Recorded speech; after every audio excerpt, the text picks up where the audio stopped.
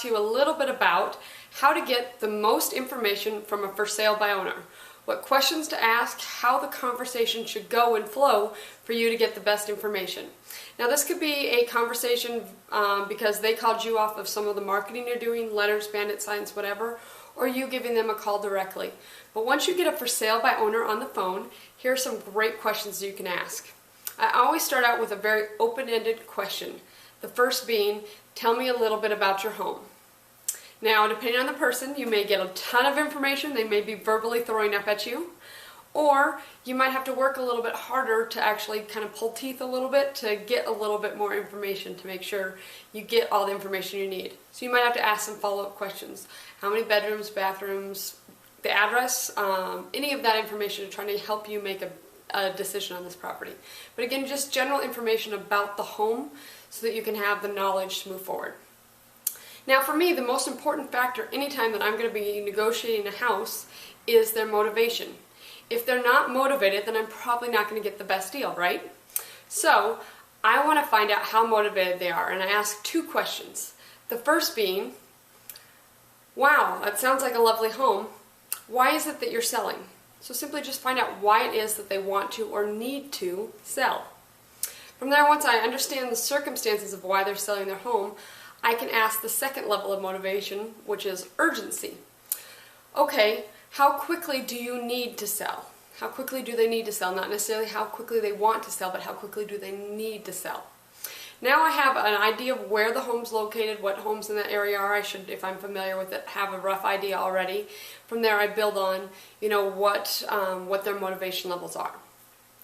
Now I need to try to start doing some of the negotiating without negotiating. I rarely bring up money, especially in the first part of our conversations, because no matter what the circumstances are, people get defensive. So I try to start discussing repairs. Now I do this with a three-prong approach. I have to say I'm definitely a little bit guilty of stereotyping. So the first question I ask, if they are an absentee owner, meaning a landlord or maybe somebody that inherited a house from a state, somebody who's not living in the house, so an absentee owner. I ask, what improvements would have to be made to this home for you to move in? You see how I can get a pretty good idea of the condition of the home and its circumstances, a lot more than if I just would simply ask, well, what's wrong with the home? Because there's nothing wrong with the home, but I might have to, tweak my questions a little bit. So what improvements would have to be made for you to move into the home? Now, I approach men and women differently. Again, this is where the stereotyping comes in, but it's worked for me over the years. I always joke that men, even if they're not overly handy themselves, they still have a little bit of that Tim the Toolman Taylor mentality. So they're proud of any work that they've even had done on the property, right? So I'll ask, what improvements, what updates have you had made to the home since you've lived there? Now, if they've lived there for 20 years and they've not replaced anything, fixed anything up, that's a problem. You can start seeing that the house is definitely going to be outdated, right? Now, a woman, we're a little bit different. We have more of the tendency to complain about everything, right?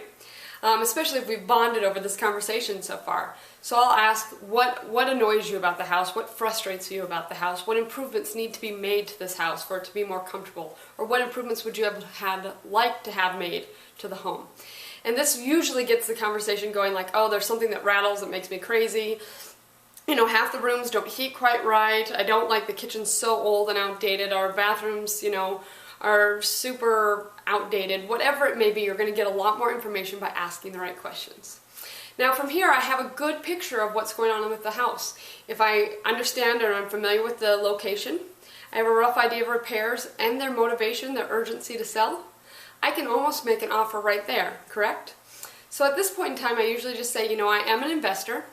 I would love to help you out with this home. I buy houses one of two ways. I can close very quickly with cash, but to do that I need a discount. Okay, again, I'm trying not to be offensive. I'm not asking anybody to name a price. I'm just laying it out there. Or I can get you closer to what you need, not necessarily what you want, but I can get closer to what you need. But to do that, we'd have to negotiate something by you carrying the payment and me paying you some sort of a long-term lease option, something more creative to make this happen.